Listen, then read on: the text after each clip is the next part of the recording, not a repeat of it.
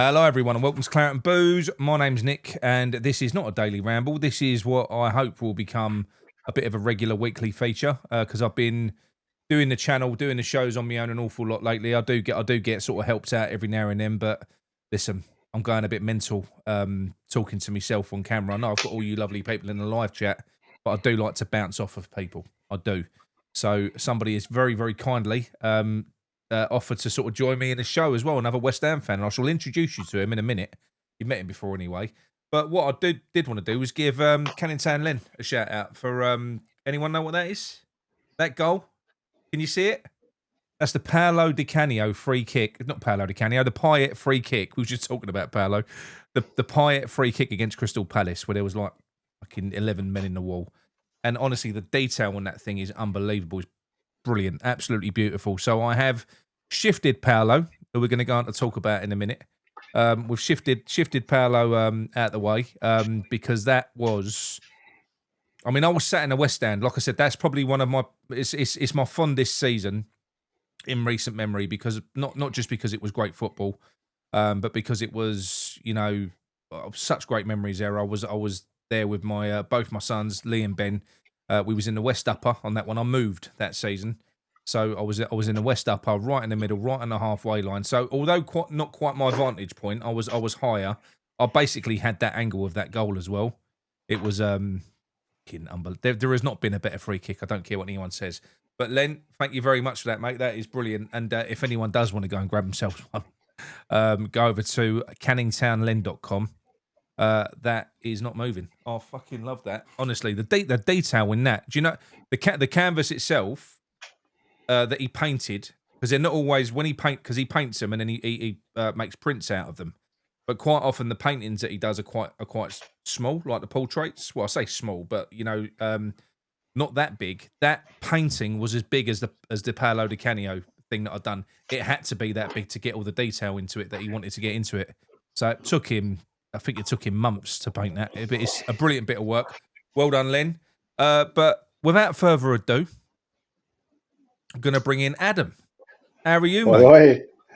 Yes, I'm not bad, mate. I'm not too bad. How are you? Yeah, not bad, mate. Not bad. Now, what we've done with this is we're gonna drive this with comments from the well, not from the live chat because it's not a live show, but we've asked for questions from our community. So on WhatsApp, on YouTube members, Anchor Point, and we've got a ton of questions to run through. So yeah, it's going to be driven by you, lovely lot, and we're just going to sort of rattle through the questions and see how it goes. But Adam, how are you, mate? Are you all good? Yeah, as best as can be, mate. I mean, I'm breathing, so that's good enough for me at the moment. Obviously, we'll go and talk about West Ham, but yeah, Well, I think apart we're from going to that, mate, cover I'm, everything. I'm good. Yeah, it seems like it is. I've seen some of the questions, and I think we're going to be Yeah, here for a while, to be honest. we are. So look, I think where we'll start with the YouTube members' videos, which are here. I've made the mistake of leaving my dog in the room, and he's going to start fucking around now. Don't normally do that. Right, so let's pull this up. So here we go. We've got the first question, which is from Ian McNamara. This goes back to the petition. He says he's signed the petition, but he says, why is there still only 17k signatures on there? Global club. By the way, we're staying up, coming new irons. Yeah, we won't ponder on that one for too long, but I'm not going to lie. It's a disappointing amount when you consider the size of our fan base, isn't it? Yeah, 100%, mate. You'd have thought, especially as things progressed over the start of the season, and even now, to be honest, you'd have thought that the numbers would still, creep up, but. Yeah. It just goes to show, though, mate, that kind of like out of sight, out of mind, really, because it's not been pushed, at the end of the day. It has been pushed sporadically. So I know that obviously on here, we're not the biggest channel in the world. There's, 19,000 subscribers. Still big. So 17k is about right when you look at it like that. But it has been pushed by Hammers Chat. It has been pushed by West Ham Fan TV. It has been pushed by everyone out on Twitter and everything else. So it isn't like it's just been in here. It is a shame. The only other thing that I'd say is I think that a lot of people have signed it, and it just hasn't worked for them. I've had loads of them comments through saying, Nick, I've tried to sign it, but it's a shit platform. Change.org. I'd never use it again. Well, hopefully, mate, we're not going to need to use it again. No. Do you know what I mean? So no, I do like a petition. So Dom says, whether we stay up or not, would you go for Nuno next season? So I suppose No. what you got to do is say, if we stay up, would you want Nuno? Well, I think if we stay up, he stays anyway, because what would be the reason to sack him off? Effectively, No. we would. I say we, not everybody. Me personally, I never thought it was the right fit for the club anyway. So if he does keep us up, then I think he should move on. Let someone else come in that can get the best out of the players we've got that we may well have in the summer. If it go down, I think he'll go anyway, personally. Yeah. But I just don't think he's the right man to steer us in the direction that we want. He's obviously a manager that was appointed on the basis of trying to keep us up, because even though he came in after 5 games, it was always going to be a relegation season. Yeah. So I think that's just been the mindset of the club. To be honest, there was no ambition this season. So, but yeah, it was brought in only because he'd done a job at Forest for a little bit, but that he soon got found out. So anyway, answer the question: if we stay up, I wouldn't want him to stay on. Me personally. No, I mean, for me, obviously, everyone knows my feelings on Nuno. However, what I would say is, with the combination of him and Paco, it has improved. If we were to continue to improve this season to the point where he keeps us up, which we're going to have to do well for us to stay up, at that point, I'd be fine with giving him another go and see how he does next season. Because as bad as he was pre-Christmas, we've been better since Paco. Look, it could just be Paco, but it doesn't matter. If they're a good combo and that works, I might be a little bit keen to see how it played out next year. Especially if, which I hope that isn't going to be the case, that Sullivan is still here, because we know what he's like at recruiting managers. So if we've got what looks like he's starting to click, if we've got what we look like he's starting to click, then maybe just sort of ride with it if he's still here. Yeah, that's the concern, isn't it? Is if Nuno does go, who does Sullivan bring in next? So yeah, it's a tricky one. But I think obviously Paco has had a massive, has injected a lot into what we've done lately. A lot of fans will see it's because we've got Pablo and Tate that's made us perform better. Ultimately, I don't think that's the case. I think they've improved certain things, but they are not the only reason why we have improved. I think Nuno has kind of allowed Paco to have a little bit of his say, which has helped.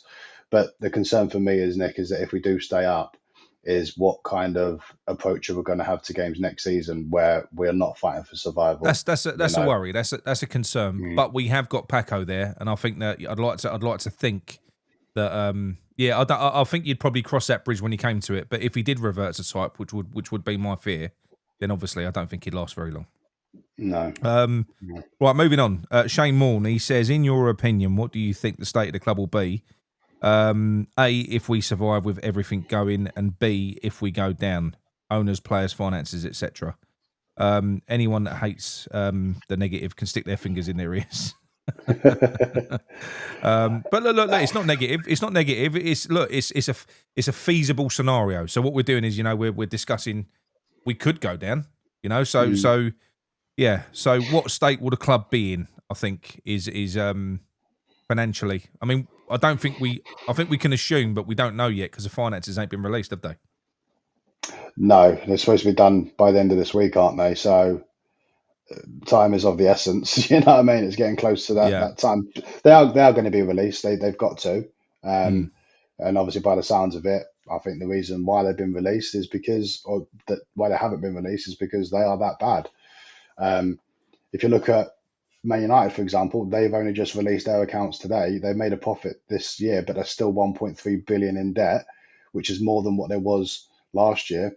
So obviously they wasn't that quick on wanting to release the accounts because it doesn't show a good picture. And I think we're doing exactly the same, But in terms of Shane's question, obviously, if we stay up, mate, the state of the club in terms of its finances won't necessarily be any worse than what they are, because we'll still have that influx of Premier League money if we stay up. Yeah. How And it gets spent. they're not going to inject any of their money to clear any debts either. That's No, not, no, of they've made course that not. clear. No, They've made that clear. yeah, and it's going to be a continuation of we need to sell before we can buy, purely because they're not going to put their own money in, and the Premier League money that we would receive by staying up is only going to counterbalance the hole that we're in at the moment anyway. Yeah. So I think it's going to be, unless the owners put their hands in their pocket and actually inject some money into the club along with Premier League money, I don't think that we're going to see an influx of great players coming in, or No. players that we want to see. I think it's just going to be, with all due respect, I like think cheap and that ship's already Yeah, sailed. We've seen that by absolutely. the types of players that are leaving versus the players that are now coming in. You know, Yeah, the levels are not, they're not great. You know, with, in my opinion, although Tatty and Pablo, you know, you can say their energy's helped. Make no bones about it. The difference makers in this team are Bowen, Fernandez, and Somerville. Without them three, mate, you can have 11 Pablos and Tatties. You ain't winning fuck all. You need to have it's gold true. dust in your team. In the Premier League, you need to have someone that's going to make the difference. I mean, You know? you know yourself, mate. The amount of whether people hate them or not, the players that we've lost have had some serious ability, and they've Yeah, been yeah, yeah. mismanaged. And yeah, we are where we are. So if we stay up, yes, financially we'll be better off, but I don't know if how that money is going to be spent and if it's going to be spent well. If we go down, I think it's going to be potentially. I think it might be unless we come straight back up. If we don't come straight back up, I think it's going to have real serious consequences on West Ham. I mean, I'm Yeah. not a financial advisor. I don't know the ins and outs of the club. We can only assume the situation and what it is in.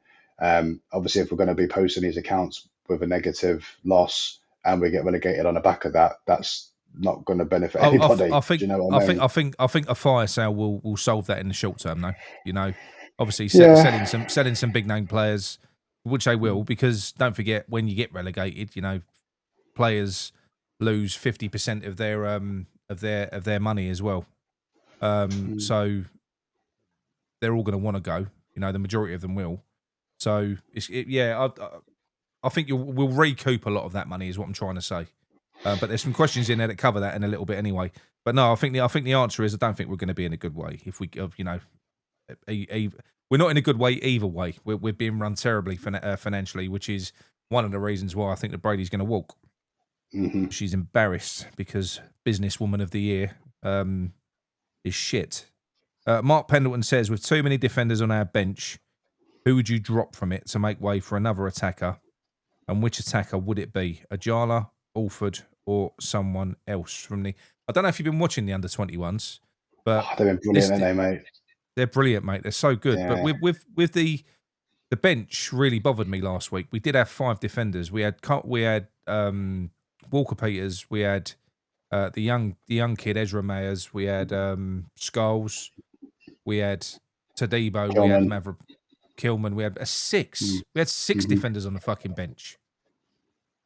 No I mean, need. come on. Yeah. There's no if you got Tadibo on the bench, you don't need Kilman. In a game that we needed to win as well, let's add. Do you know what I mean? And you got 6 Yeah. defenders, but yeah. So who?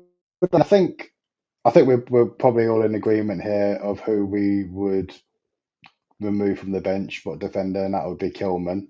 Yeah. For me, obviously doesn't bring enough. And I think for him personally, because at the end of the day, love him or hate him, he's still a human being. And, I think for his confidence and for his mental health, I think he needs to be taken out of the limelight, spotlight. Sorry, take him off any Well, potential option that he can come on. You know what I mean? it is cruel. Get him I don't out. know. I don't know if Yeah. you saw it. Nicky Hawkins after the cup game that we played just recently, they went down there. Yeah. It's very, very small, tight stadium, and the players were sort of, they went over to the fans at the start to sort of, say hello, autographs and stuff like that, because the fans were right on top of the pitch, and it was quite heartbreaking what Nicky said, to be honest. He said the guy looks broken. He looks like he's just shitting himself, and you have got to think of that as well. I've said this already. I don't rate Kilman, but he ain't as bad as what he is at the moment. I think He's got no confidence. He's shot to pieces, and it is wrong to play him now. I think he's almost got to have played his last game. I don't think he's got the mental fortitude to recover from this at West What's Ham. going I on? think unfortunately, and I feel really sorry for him. I don't want to see him back in the team. I don't feel that sorry for him, but I feel really, really bad for him. If you think about it, look at a couple of years ago, or not even that long, Mavropanos was the same thing. When he was coming on the bench, people was like, "Oh God," because he was prone to a mistake, a costly mistake. Yeah. He was going through that period, and he was taken out of the squad for a little bit. I think he Mm. might have got injured, which kind of helped anyway. But he's then come back and he's been a breath of fresh air, especially recently. So Yeah, yeah. I'm not saying that's the best way, to work for Kilman, because I think it comes down to his mental fortitude, which I agree with, mate. I don't think he's quite got that. So yeah, taking him out of the squad would be better, and then I would probably bring in either Orford or Ajala. I don't know if I can. I'd probably say probably Orford, because I Mm. think in that area of the pitch we would need more. We would need more people, or someone Yeah. as a different option to Fernandez potentially, Yeah. or anyone else that plays in that number Mate, 10 and role. he That's what I can would do have. that as well. I'll tell you what I did notice in one of the under 21 games that I watched. It was a cup game. It was a semi-final. Uh, Alford, really late in the game, he made a fucking run, right? He knocked the ball past it, ran the whole length of the pitch. It was a breakaway. Knocked the ball past the defender, and he left the guy for dead. Mate, electric fucking pace once he got going. The guy took him down. He just went past him. Mm, The guy absolutely hacked him down. Didn't get a red card like we did up the other end. But he's got pace. I tell you what, if you give him a sniff, like you got the box crasher, you got Souček can score goals. But you give Alford a sight on goal, he's going to hit the target and probably mm. score as well. Very very talented player. He can do a bit of everything. He's a proper number 8. I really really fucking like him. Yeah, I like him. I do like him as well. I mean, don't forget as well. I mean, obviously we're only basing it on what we know now, but we've got Earthy to come back into it, haven't we? Yeah, yeah, absolutely. Do you know what I mean? And he's a player that you would put as a potential to be in the team instead of, if not Orford, you know what I mean, or as well as potentially. But there's going to be Well, he's options. Which he's a 10. We're going to talk about that after. mm, But if we were to get relegated, there's a very good chance because it'd be perfectly balanced midfield. You could mhm. end up with Potts as a 6, Orford as an 8, and Earthy as a 10 in central midfield. 3 West Ham boys in the heartbeat of the West Ham team. 3, and they're not just academy players; they're all West Ham fans as well. How cool would that be? Seriously. It'll be wicked, and they played with each other before, so they know each other's Yeah, game as yeah, well. I know, it'll be yeah, different level, but it helps. yeah. That's what I mean. So it's not all doom and gloom if we do go. Not saying we will, but if we do go, I don't think it is all doom and gloom for us anyway. Um, Personally, I'd like to see a Jala because he looks fucking mustard. Someone a little Mm. bit different who can offer you something, his creativity and Alford. I'd put them both on the bench. I won't pick. But I I'm think, greedy. where does Ajala play though? He plays either in the 10 up front or on the wing. That's what I mean. If you've So, got him on the bench, yeah. you got 4 subs there. Well, this is the thing, isn't it? I mean, if you're playing, if you're going to play him in the 10, then yes, you probably have a Jarlo over Orford. But if you're not going to play Yeah, him as a 10, you're going to have him up front or as a winger. You probably wouldn't waste a position on the bench for him, because he's not going to be coming on for Somerville or Bowen. Do you know what I mean? Or Tati or Pablo, because it's going to be one of those yeah, two as well, isn't it? So yeah. Maybe. um, that's my thinking anyway. But I mean, Might get either injury. or, I'd be Might get happy. injuries though. Might get injuries. Never know. Yeah, Uh, this is true. right. So here we go. Right. So let's just focus on Ballsy Hammer 73. He says and other players, but we'll focus on Bowen. He said, let's just focus on Bowen. Do you think Bowen? He says and the other key players, but let's focus on Bowen. Do you think Bowen will stay next year if we drop down to the Championship? No, You don't think he'll give us a no. year? No, I don't. I don't. I think not necessarily because he doesn't. He wants to leave. Because I think if he had Yeah. a choice, he probably would stay. I'd think he would just get pushed out. I think he would be forced to be sold because we need to recoup the money, and he's, as it stands, one of our most saleable assets. I think that'd be the only reason. Um, I think it'll be probably another Paqueta situation or another Kadu situation. The difference is, I don't think any West Ham fans will fall for the bullshit that might come out that he wants to leave now because we've been relegated. I don't think No. anyone will believe that. No. you know. So See, I'm the other way around. I think he loves West Ham as much as everyone thinks that he loves West Ham. I oh, he agree with does, that. he does. But I also think he's a top level player, and he also cares about his own career as well. And I Mm, feel like he's been mugged off by West Ham. He signed a 7-year deal with us. Must have been on the promise of other things other than what this is. When he sees all these players getting sold around him, this weren't what he signed up for. It weren't what he signed up for. We've mugged him off big time. He's carried us for about 6 fucking years, and this is how we've repaid him. So I think he's caught between a rock and a hard place at the moment. I think he loves the club, but I think he would absolutely, mate. I think he would absolutely go if he had the opportunity to go to a club that was well run. You know, a mm. top club that was well run anyway. And it's got nothing to do with how much he loves West Ham. He does love West Ham. But listen, at the minute, mate, how many relegation battles has he fought now with us? Yeah, you also got to think about it as well. I mean, obviously he's a West Ham player at the minute, and he's going to be a West Ham player up until the World Cup. Now, if he doesn't make that World Cup squad, which I don't think he will anyway, if he doesn't, then his next move isn't going to be based on trying to make the England squad for the Euros, because by that point he's going to be 31 and he'll probably be too old for it anyway. Yeah, yeah, So, in terms of his career, I think he's probably wasted too much of his career at West Ham. Personally, I think he probably could have gone on to. Unfortunately Yeah, for I him. think he probably could have gone on and done other things with other Shouldn't have clubs. been the case though. I mean, this is No, going off you're right. piste, but Mm, when we won that cup and we had all those players, it's a sliding doors moment.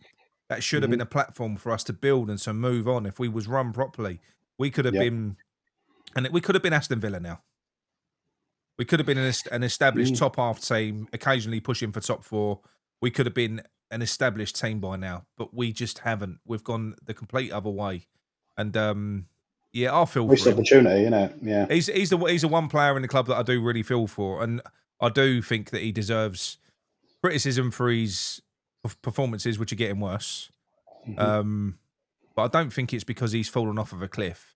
I think it's because also a lot of people, I think, maybe don't appreciate how much the team was built around him when Moyes was here and so on. You know, like when Moyes was here, Moyes got the absolute best out of him by putting Antonio up front, who fucking wrecked the defence and dragged them all over the place and created space for him.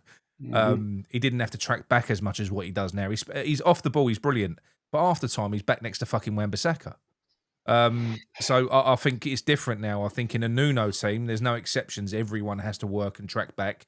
The difference is Jimmy's got the pace to go from back to front really quickly. Bowen hasn't. And I don't think he's got. Although you've got Tatty up there now, who's better than not having Tatty up there. He ain't no fucking Antonio who just fucking destroys defenders and completely disrupts them. You The know, thing is, and I think that affects Bowen. if you think about it as well, when Bowen had Antonio around, and Antonio would obviously do what he needs to do for defenders to make space. And when Antonio wasn't playing, he had Kudus, and he was taking a lot of the attention away. So again, Bowen had space, But and then if it wasn't well, Kudus, it was Paqueta. they would double There, up on him. Yeah, yeah, there was always another player that would yeah, allow Bowen to have the space. But the thing is as well, if you think about, when we saw Bowen at his best, it was under David Moyes really. That was when he really kind of shone and had one of yeah. his best seasons. So that setup, that system, that counter-attacking style suited Bowen's game. And we haven't really had, apart from Nuno, Lopetegui was a bit gun-ho, Potter was just Potter. Yeah. Nuno is more counter-attacking, but even still, I don't think Nuno's system suits Bowen, with his counter-attacking No. style. So I don't, as much as I didn't like the style of David Moyes and what he did, it got the best out of Bowen, It coupled got. with Antonio and Kudus and Paqueta taking, a lot of pressure away from Bowen. I think there's some truth in what some people have said about Bowen because they're calling him greedy now. But I do think that Bowen is a top level player. And I think that he probably feels he don't pass quite often. He tries to do it himself. I don't think he's got the faith in the players that he's working with like he He's used done to. that for a And while. He's done he's it. done it for a He's done while. it for a And do you know while. what? We Yeah. used to say the same about Paqueta as well. And I think it's the same for them. If you how many Paqueta used to look for Bowen. Mm-hmm. If Paqueta Yeah, was going to look yeah. for anyone and try and slip anyone through, it was Bowen. That was always where his eyes were fixed on trying to craft a chance for Bowen. So I think there was an element of that as well. I think there was an imbalance. Well, there is not so much now, but an imbalance of quality in the squad. and naturally that happens in kids football. If you've got like a couple of fucking players who are above the level of everyone else, they don't want to pass to the lesser players because they're like, well, what's he going to do? And it's Yeah, like a no, you're right. natural arrogance that they've got a little bit, you know. And they're probably right half the time. Yeah, I think there is an element of that, you know, to be honest with you, mate, because yeah, I mean, he's the level of players that he's playing with now compared to what it was a couple of years ago is deteriorated massively. Mate, we Do you used know to what have I mean? Lanzini You and know, Fornals on the bench.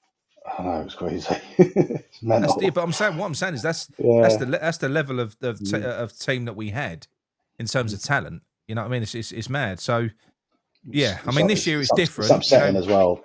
it is upsetting, but this year, this situation that we're in now is different. It's mercurial. Nuno seems to have got the team buying into what he's trying to do. We're definitely improving. The performances are good. It is more balanced. You know, maybe that's what he means by balance. You know, there's teams are more on the same wavelength now. They're all fighting for the same cause because it is very defensive minded. Because a lot of people think that we've been playing 4-4-2. We haven't. Pablo's been playing in the No, 10. no. He's been playing in the 10, and he's like a defender playing up front. He's Yeah, just four there four to one one. He's just there to sort of, and he ain't there to create. He's there to press, bullet, you know, and just make a nuisance of himself. So it's a little bit like what Moyes. You remember when they tried to play Flynn Downs in the 10? It's like a new thing. And James Ward-Prowse as well, who's not a 10. They play this sort of defensive kind of terrier in that area to help the striker press. I suppose I don't know. I mean, but one thing that you can't argue with is it's definitely improved us as a team. Whether it's just those players, and I don't believe it is. I believe that the team were held back, and To we create got the play. an opportunity to get these players in.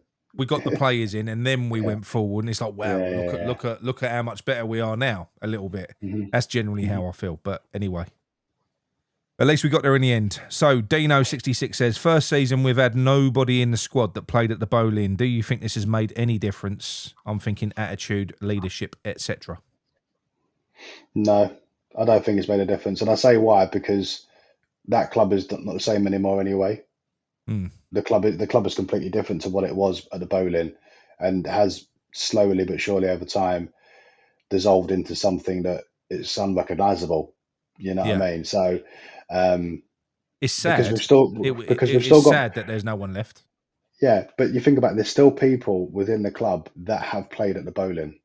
Yeah, So any kind of influence related to playing at Upton Park should still filter in and around the club as it stands, regardless of it's on the pitch or not. But it doesn't because the yeah. club's just not the same anymore. So I don't think it would make too much difference on the pitch whether or not players have played at Upton Park or not. To be honest. I think it was more this season what Potter did, which was it was more leadership. So it's more getting rid of like too many players, losing the likes Yeah, of I don't know, you're losing Alvarez. Cresswell, Soufal, and fucking Emerson. You're Mm, losing all of these players. You know these key characters as well. That was too much. That didn't help anyone. And fucking Alvarez. Yeah, like you mm, just said, Alvarez. You know, you're just like, mate, what are you doing? Especially with yeah. Alvarez after he just played in that Gold Cup. Go. Yeah. The thing is, You I know, mean, we don't know the ins and outs of why these decisions were made. But, you know, was Potter led down a merry path where he was given false promises? Probably, knowing yeah, how our owner works. Um, but you don't, you know, you look at it logically. Before you get rid of these characters, you bring in players to replace them before getting rid of them, don't you? Do you know what I mean? Just in yeah, case you you do. can't get players in, you know, that would be the logical thing to do. So then it begs the question: well, did he get rid of these players because they didn't suit the character that he wanted? Was they too outspoken because of how they were? Alvarez being a captain, Creswell being a player that played up Upton Park and has obviously played with us for a number of years, knows what it's like to Yeah, play for the club. Makes you think, well, these are the reasons why he had to get rid of them. So, yeah, he shouldn't have done that. He did. We're in a situation that we're in now, and you know we can't. We have to kind of move on and try and get past it and dig ourselves out of this hole, mate. That's the reality, you know. we do, mate. Right, Sharky, he says, fuck me. What are your opinions on the January signings? Go on, you go first. Um, I'm not going to be too harsh on Tatty because you know he's not. he's not a bad player. I think he could become better. I don't think we've seen the best of him. Um, you can't fault his work rate, obviously, and we've said this before, but you can't have a team full of just workers. You need some skill and ability in there as well. Yeah. Um, he does seem to try a lot, and I do think he has got ability. He hasn't got the ability to play a striker up front on his own. I think he's been playing in the wrong position. So I think if he played in a number 10, we may see a better Tatty. Yeah. So I'm okay with that one. I don't agree with how much we spent on Have him. you seen that Tatty's come out himself and said he prefers playing in a 2 and he is a false 9. He's not someone Yeah, that's used to yeah, leading the exactly, line. He's come out and said that, hasn't exactly.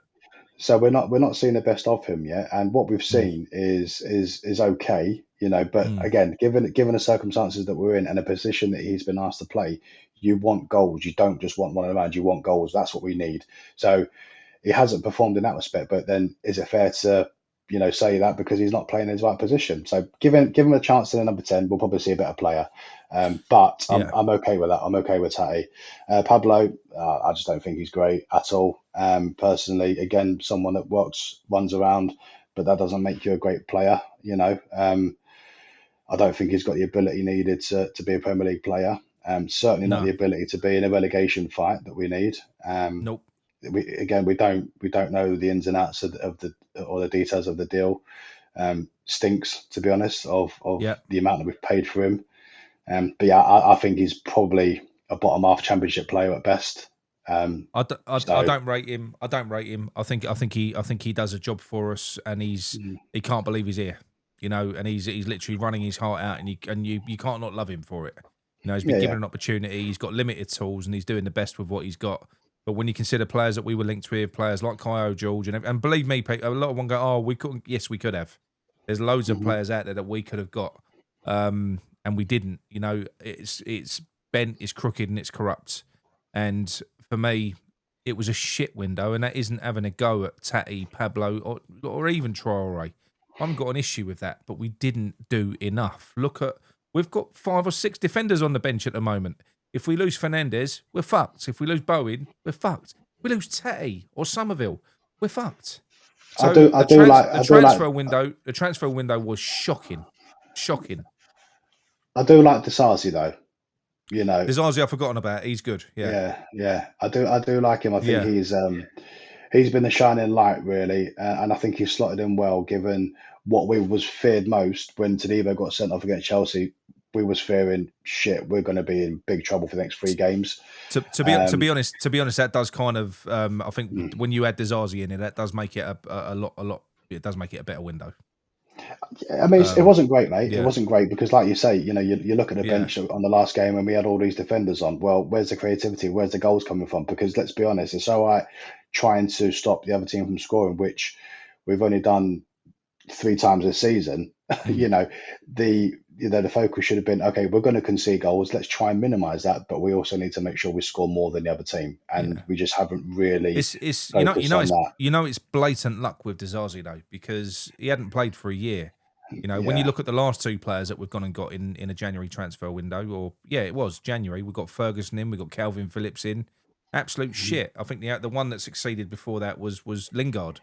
But we've got 2 examples in the immediate history of that type of player. Certainly, who's out of favour, who ain't played a lot, absolutely flopping. So Dizazi coming in and playing to the level that sort of Lingard did in terms of performances is luck. That's luck Well, it, on our well, part. you see, I think it's lucky in the sense of that what he's doing. He's probably surprising himself. In his Mm. in his own mind, he probably come into West Ham wanting to perform to try and give himself an opportunity of getting into the national squad for the World Cup because he has been there. Yeah, Do you know what I mean? So, yeah, this is true. um, that's probably given him the extra motivation. So on the basis that he stays fit, which is never a guarantee, and the fact that he's been out quite a long time, um, he could easily get injured. But fingers crossed he doesn't. But on the basis that he doesn't, he doesn't get He injured. looks so good, mate. He looks He so does. good. He really does. Yeah. So him, Yeah. and if we went to a back three, I wouldn't be. I know the system doesn't work, but if we had a back three of Tadibo, Mavropanos, and Desarzi, that's not the end of the world for me. You know what I mean? I Yeah. think there's 3 good defenders there. I'll tell you, I'll add Kerry's. I'll add Happy Hammeret's question in there from the other group quickly. One that she added later. She said, if you had to take on one of our previous 2 failed January transfers, Calvin Phillips or Ferguson, to come in and save our season, which one would it be and why? Ferguson, because he's a striker, we need goals. That's Yeah. literally it. You know, Do you not think Ferguson might actually work in this system up front with Tatty behind him? Possibly, yeah. I think it might have suited him better than what we had him under Potter because we Yeah. did well.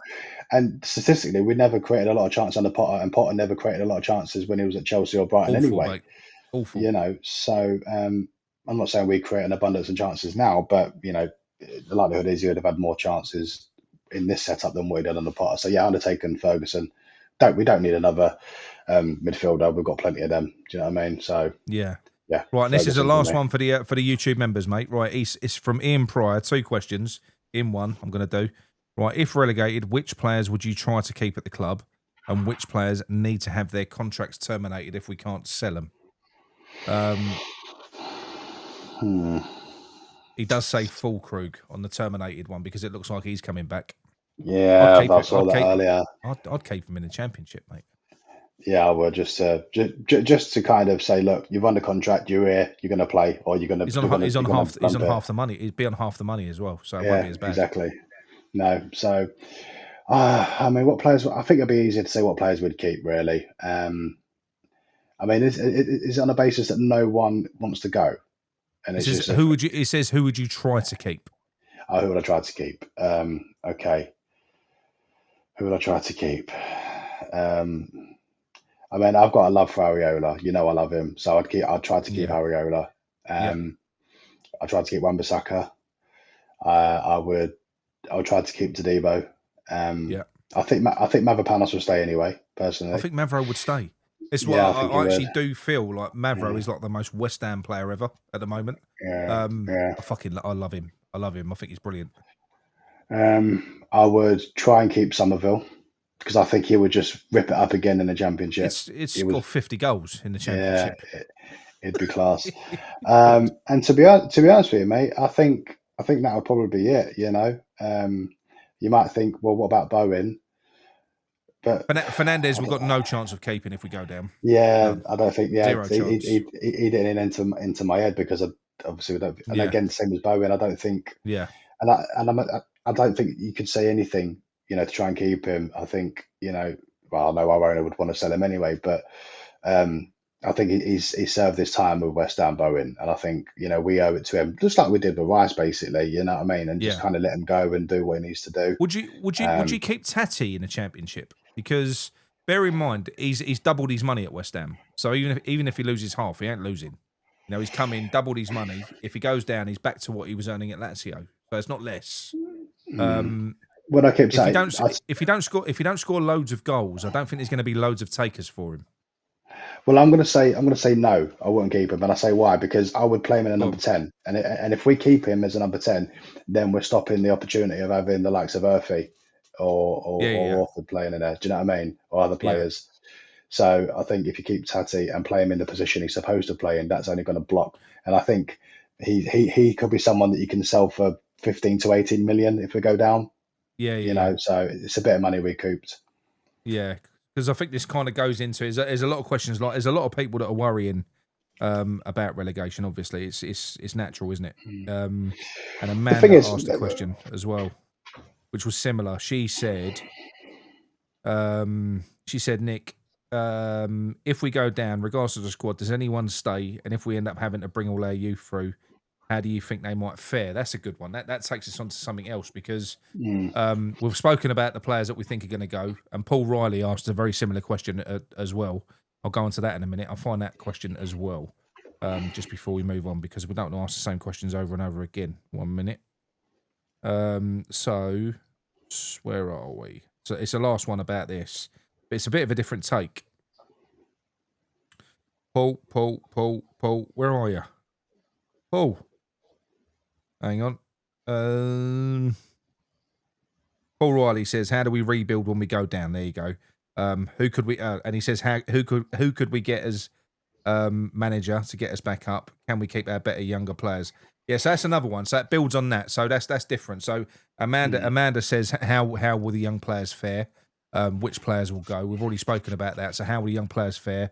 Paul says, how do we rebuild when we go down? Could we get what manager could we get as a back to get us back up? And can we keep our better young players? Do I think we can keep our better young players? Absolutely. I think Ajala, Josh Ajala. I think we've got Kalen Casey, we've got Gollum Beckis, we've got Mayers as well. There are so many players. Callum Marshall's doing well out on loan. We've got Urfi, we've got Alford, we've got Potts. I don't think any of those players will push for a move.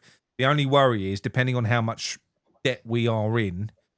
Say for instance, I can't see it because I don't think Potts's value has grown that much. I think if we got offered 30, 40 million for a Potts, you'd sell him because it's pure. Not me, I wouldn't Profit. sell him, but I'm saying it's No, pure yeah. profit. It's 100% profit, so it looks good against PSR. But I don't think any of those younger players, the majority of them, are West Ham fans as well. Bear that in mind, and it gives them an opportunity at a massive club, even if we're in a championship, their fucking childhood club, to actually play, feature. And it happened, the last time we went down when Anton Ferdinand, Tompkins came through. The only difference is the way I would approach the championship now is, especially when you watch the under-21s, is I would probably go kids throughout. We've got fucking Josh Landers, who's an 18. He's 18, right? And we've got the other one, Dominic Cummings, the other one, Scotch kid. They're both big, powerful, powerhouse strikers, Scotch kids. Josh Landers, I'm not saying he's better. I prefer him. He's younger as well. He's fucking mustard. He's fast. He runs his arse off. He's clinical. He's a real fucking handful. Big lad for 18 as well. So we've got options there up front. We've got Fearon as well, who's signed his contract. Mate, we've got so many players. I would go midfield onwards, youth players. I would. I'd go Potts, Urfi, Alford, Ajala left wing. Don't know about right wing. What we're going to do with that? We've got loads of these fucking players, and I literally would go youth players, West Ham youth from the midfield upwards, and I would probably go for 2 mercurial centre backs if we can hang on to a Mavropanos to be a leader, and maybe a Tadibo or even a Dizazi. I don't know. If we could sign him, get someone like that, and just some proper leaders back there, and the goalkeeper as well. I'm with you. If Hermansen does well up until the end of the season, we'll probably get some money for him because he's doing all right at the moment.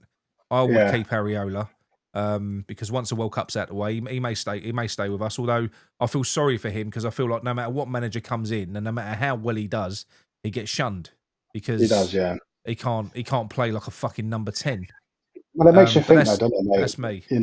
Whether or not he's one of those ones in the changing room that has an opinion, and unfortunately, it seems that the managers that we've got have got too big of egos that are not prepared to listen to the players. What they know is right. So, makes you think if that is happening. But going back to the question, I mean, what I would like to see is, yes, I would like to see a lot of youth in the setup if we obviously get relegated. Especially those players that you mentioned in midfield, they've already tried and tested in the championship, so they're good at that level. Yeah. I would have Callum Marshall as our number 9 because again he's tried and tested at that level. And he might be someone that I use out on the right, mate, to cut in. I know I think he's right-footed, but I think he might be. If we're using a Jala on the left, I might use Marshall out on that right. He's fucking fast, and he's mustard. I think he'd be brilliant out there. I know he's a striker. Yeah.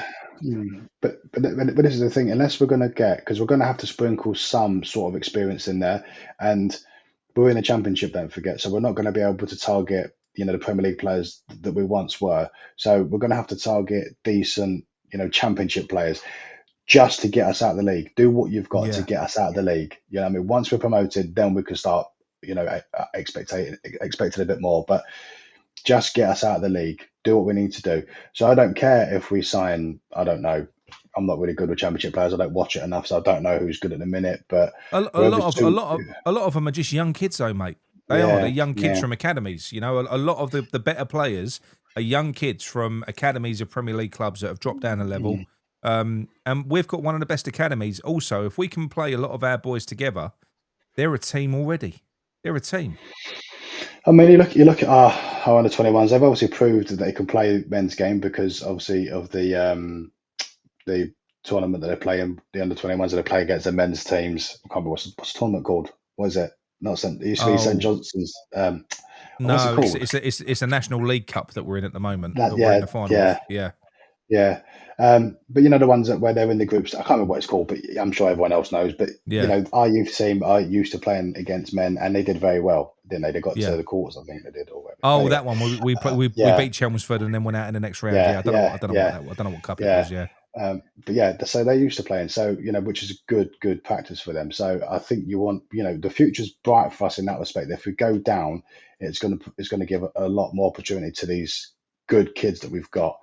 If we mm. stay up, we end up going through this similar cycle where one or two players comes through the ranks every 5, 6 years. We're going to waste this generation effectively, you know. Yeah, Um, so it's double-edged sword. I think I don't want West Ham to go down. Of course, I don't, because I'm worried of what may happen mm. because we never know. But if you was to say to me, relegation means you're going to get the kids an opportunity to play, show them what you can do. And the reality is, Nick, if after a couple of months of the season, they're not performing, well, that's what you've bought a bit of experience for, to come in and help them. Do you know what I mean? It's not all Well, solely just relying on think on the about the kids kids. as well, because the other one, to add on to Paul's question, he said, "What manager would you get?" Now, Paco, so I'm led to believe, is from like the school of, in terms of the way he plays, Bielsa managed, because I would 100% get a Bielsa or someone like that, and somebody who flourishes, who plays a high intensity game with young players that you can play that with, because you can run young players into the fucking ground if you've got loads of them to rotate. Hmm. You can do it. Paco can do that, and for me, that's what I would do. I would just play high intensity, fun, attacking football, and that's how you get fans back over that stadium when a lot of them have dropped off again. You fill it with West Ham kids, and then all of a sudden you're going to fill that stadium with West Ham supporters. I'm not saying I want us to go down, but if we did and it was managed the right way, I think it could be really good for us. Could be the I could be think the it rebirth. I think it really could be. I think it could be so good for us, because all Mm. we're doing at the moment, like I said, I want us to stay up, but we're going to stay up by our fingernails, and then we're still going to be in money troubles next year. If we're still in the Premier League, we've got to invest more money that we haven't got to try and. So we've got to sell players to try and balance our books, and then go out to try and buy Premier League level players to take us up a level. So we're not in a. I don't know. And Like I these said, I'm these not. these I'm not saying I want us to go down, but I do think now, and I know the financial thing, I know. But for me, when I look at what we've got in the youth academy at the moment, and I look at all the shit around West Ham, I don't think it would turn out to be the worst thing in the world if we did go. I don't. So that's what I was going to ask you. What would you say? Because I'll put a question to you now, Nick. What would you say? What would you prefer if I say you stay in the Premier League and we stay under this current ownership, we keep the same manager and we keep pissing about? Because the reality is, if we stay in the Premier League after the season that we've had and the season that we've had previously, where better players are not going to look at West Ham and think that's an attractive proposition. Yeah, yeah. So we're only going to target the Mendes players, where we're going to pay over the odds for Championship players anyway. Would you prefer to stay in the Premier League knowing that's probably what's going to happen, No, or get relegated and have a look at what potentially could happen in the future regarding like no. the youth team and stuff? I think it. I think it will feel a little bit like, say, for instance, I know all the stuff with Sullivan that we know's going on at the moment, but let's say that he doesn't go and he does stay here, and because the guy is fucking Teflon, isn't he? The guy doesn't go and he does stay here, and we just managed to survive. It would almost feel like, do you remember when we won one of those fucking relegation last man standing, last chance saloon games against Aston Villa, and Aston Villa sacked Gerrard, and they went and got fucking Emery, and we just Hmm. continued down that dark path. It would almost feel like, yes, we're up, and then you'd be like, oh, Shit. Yeah. a Yeah. little bit. Whereas I do think that it wouldn't feel like that if Sullivan went and we was getting a new ownership. It wouldn't. But if Sullivan was still here, I do honestly I think there'd be an element of dread for next season, because you'd be thinking, oh mate, you know, Well, it's not. It's not there's no guarantee that Sullivan will sell up if we got relegated, but no, there's more chance. There's more chance of him selling up if we got relegated than what it would be if we stayed up. That's the yeah, reality, because if we stay up, with his input being at the bare minimum, he will know that he's got away with one here. Do you know what I mean? Which means that he's going to chance his luck again, because that's the kind of bloke that he is. He Yeah. just does things as cheap as possible. So if it works once, it's going to work again. And like what you said the other day, he's not going to see any other season like this season where two newly promoted teams are going to just go for it. He's not going to see that No. happening again. So, No. yeah.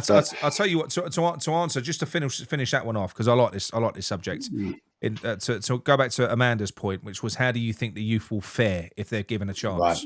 What do you think about that?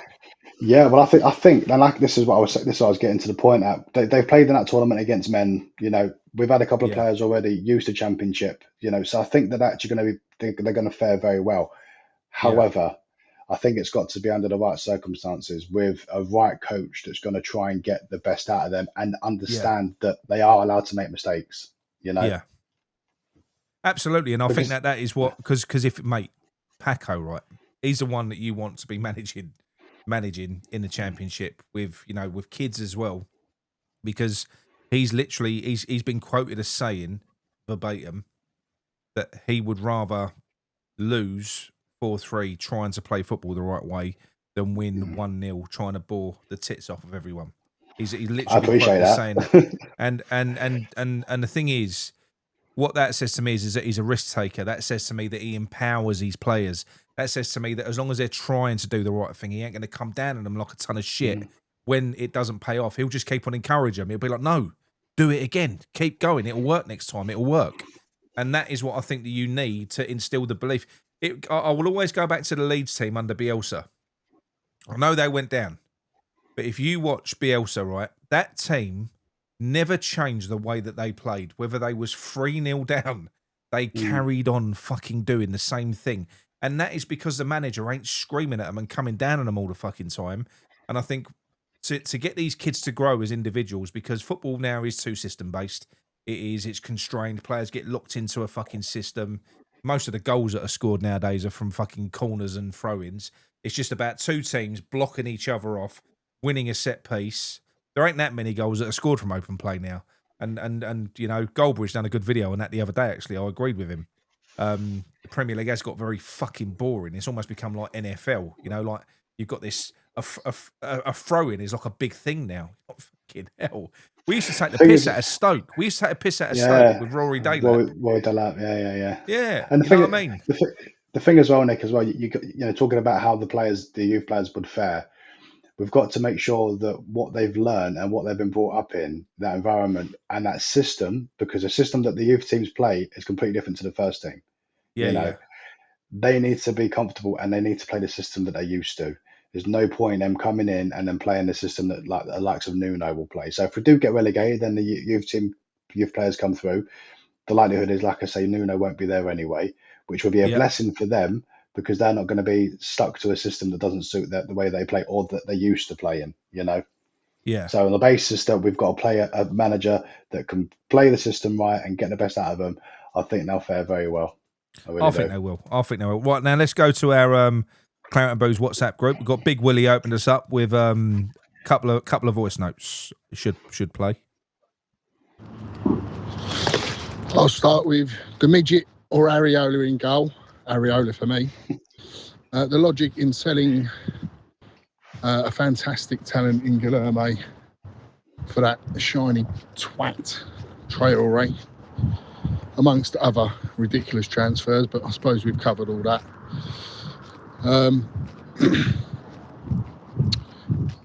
If we stay up, we won't. But if we do, would you keep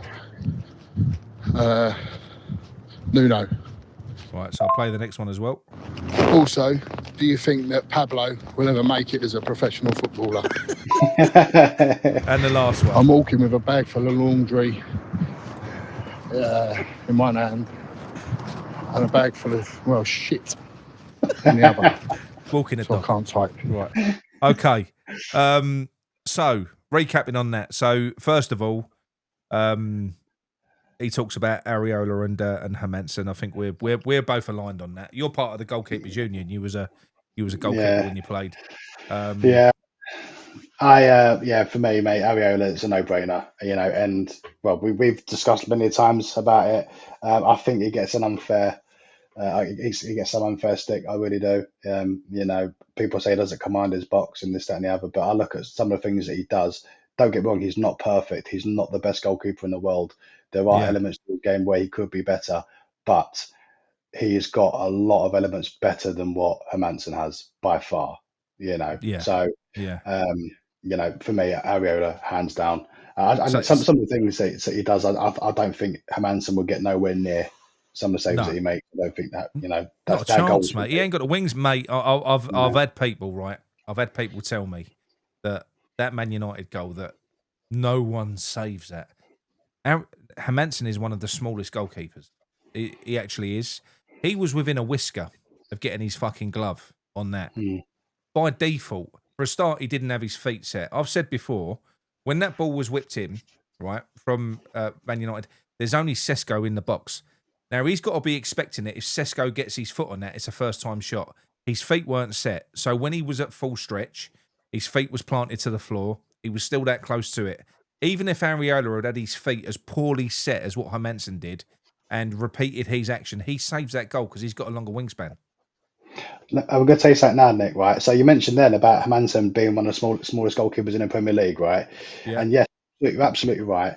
You know, height as a goalkeeper, you know, is a huge attribute that you need. You need to be a big keeper. However, Hermansen is, along with another goalkeeper, the smallest in the Premier League. Hermansen's 6 foot. Yep. Another goalkeeper in the Premier League is also 6 foot, and that other goalkeeper is David Raya. Raya. And Raya. Look at the difference between Hermansen and Raya. Both the same height. So height isn't. I can't stand him either. He fucking drives me mad, that bloke. Yeah. I'd say he would be he'd be a disaster for us. He plays out from the back. He's always fucking 20 yards out of his goal. Yeah. I mean, don't get me wrong. You know, I'm not saying that he's any better, but he is a good goalkeeper. Some of the saves that he makes, but the point I'm making is it's not the best thing. The best thing he's ever done. The best thing he's ever done is when he outpaced James Ward-Prowse. Oh yeah, that was funny. That was funny. Do you remember that? He was about 20 yards behind him, and he just went past him like he weren't there. You get the point I'm making, though, don't you? It's not just about height, because David Raya's the same height but a better goalkeeper. And so Jordan Pickford's not a big keeper, but he's very springy, very aggressive. As I know, I said, look, it is what it is. I think Hermansen's done well, by the way, since he's come back in. I'm not. You know, he's done okay, but we're defending him a lot better now. I'm going to disagree, mate, because he hasn't really been tested. No, I know. I'm just saying he ain't made no mistakes yet. But right, so to build on Will's second point, which was players that we keep letting go, like Guillaume and bringing Traore in, John Barry says, how about the continued failure of signings at our club that then leave, go elsewhere, and seem to be a success? Now, I've always said this about Guillaume. I could always see something in him. Now, he's gone into Sporting Lisbon, who are a top fucking Portuguese team. Don't forget, before people start going, it's a Farmers League. We got Pablo from that Farmers League who played for a shit team, right? He would never have got in the fucking Sporting Lisbon team. So what Sporting Lisbon, Benfica and Porto do is they mop up anyone who's got any talent from teams like Gil Vicente and everyone else before they get a chance to go elsewhere. But they didn't. They bought Guillaume from us for 14 fucking million so that we could make space in the squad for Traore to come in. Now, 14 million for him, when you consider we paid 23 million for him. He's 19 now, I believe. Mate, he's played virtually every game. He's getting above a 7 rating. He's scored a goal. He's had an assist as well. But the way that he's fucking running, and they're playing him in the 10, they're playing him out wide. The manager has literally said he's exceeded our expectations. We thought he was a good player, but he's brilliant. The fans love him.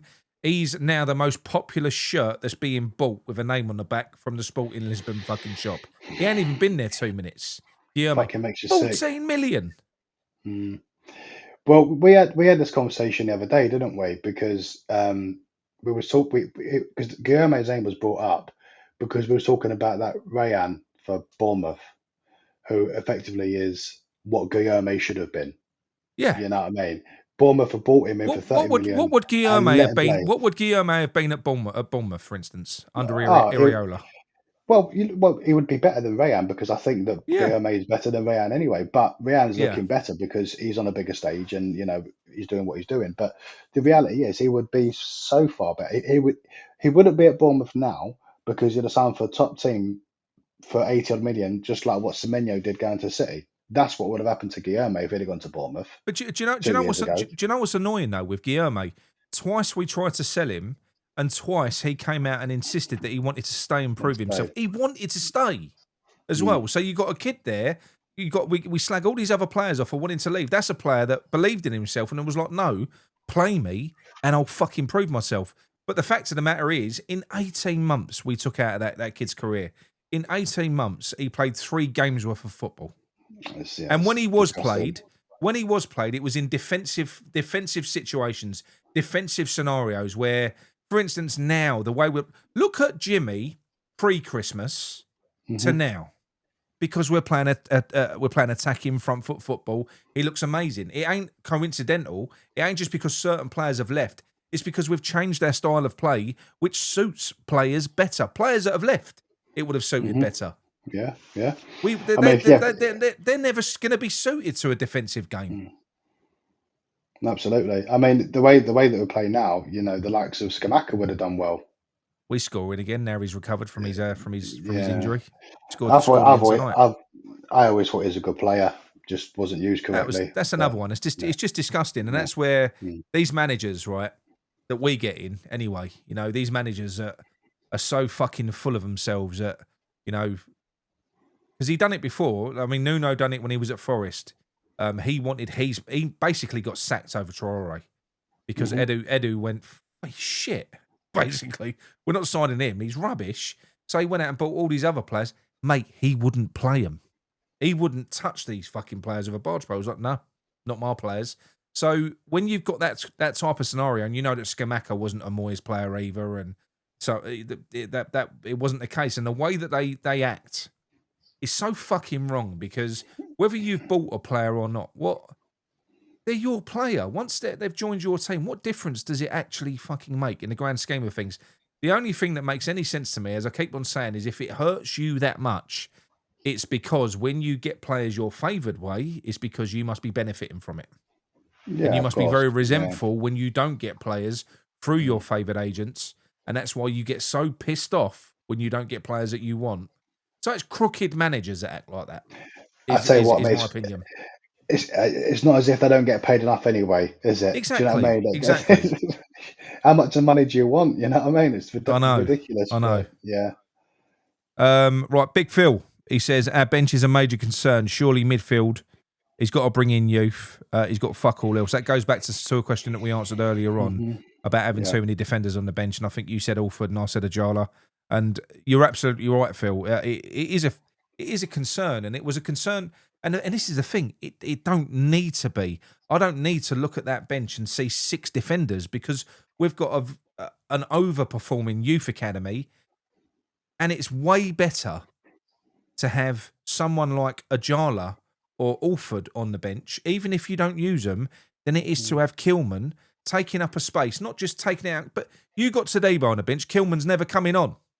So if you take Kilman out, put fucking one of them players there, straight away you think, all right, okay, now we've got Traore, we've got Wilson, and we've got Ajala, or we've got Alford. It looks better. It looks more balanced. So yes, we've got more balance in that first team, but mate, he's got to have the thing that bothers me most with Nuno, and his bench proves it.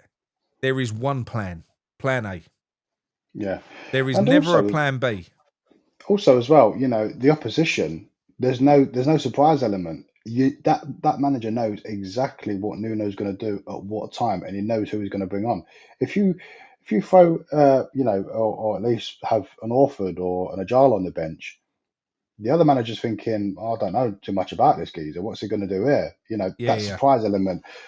So, but because he's so boring, just like you say, just plan A. That's it. If plan A don't work, well, nothing's going to work. I'm just going to stick to what I know, and that's it, regardless of what happens. It's frustrating, mate. John Barry follows his question up with, where the fuck is Noble? I'll let you answer this one. I'll stay quiet on it. I mean, Noble's obviously got his reasons for keeping Strum. You know, I don't know too much about what he does or what he doesn't do or what clout he's got. I don't honestly know, mate. Because what I think I know, then it turns out it's not.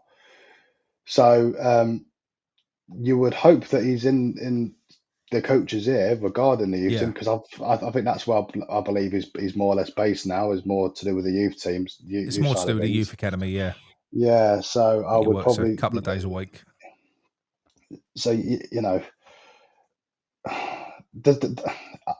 look, the thing with Noble, right, is, do you think? I mean, he gets this kind of, or some fans give him this kind of, put him on a pedestal because he's been West Ham throughout his whole career. You know, probably the best player to not get an England cap, as we all hear and stuff like that. But do you actually think if he had an opportunity to move to a bigger club during his West Ham career, do you think he would have taken it? Because I think he would have done. 100%. Do you know what I mean? So he's not the only club that ever bid for him that was interested in him was Fulham, Roy Hodgson. That was it. Yeah. So he's never really had the opportunity to be questioned about his loyalty to West Ham. Yeah. To my understanding, I could be wrong. To my understanding, so you know, is he Mr. West Ham? Well, he didn't have a choice. It was either don't play for West Ham or don't play football at all. Do you know what I mean? Yeah. So it was one of those. So anyway, the point I was making is because he's got this kind of Mr. West Ham about him and he's West Ham through and through, he can't seem to be beaten with a shitty stick. You know. No. Well, the thing is, he can, because what he's done or what he's supposed to be able to do hasn't materialized. We've just been criticizing the likes of Brady for her, you know, her running the financial side of the business and being shit at it. Well, by and large, so has Noble been shit at what he's supposed to do. I think there's an old saying, isn't there? If you're not part of the solution, you're part of the problem. Absolutely, that's exactly what it is. So you know, do you know what I mean? You know, if he's going to come out and turn around and say, you know what, hold my hands up, I should have done this, I should have done that, but this is what I'm going to do, and actually back it up, that's never going to happen. But you know, if he did, could his legacy end up being? Listen to this, people, because he is heavily involved in the academy. He's the one that gets in the ears of players and gets them to sign contracts. He's the one that's convincing Ajala to sign his contracts. He's the one that secured Fearon and secured countless others. You know, we missed out on Adiele. That's a shame, but the kid's been offered first-team football in a European club, so fair play to him. But if his legacy ends up being Sullivan goes, we go down to the Championship and we end up with this thrilling fucking youth team, well, that's got Noble's name all over it. You say that though, Nick, right? But think about it from this point of view. If you're a youth player, and you are having to be sold to sign a contract for West Ham, there's a problem there. No, there ain't, mate, because if you look at Ajala's I think he was a West Ham lad as well, but I think if you're, say for instance, you're Josh Ajala, right?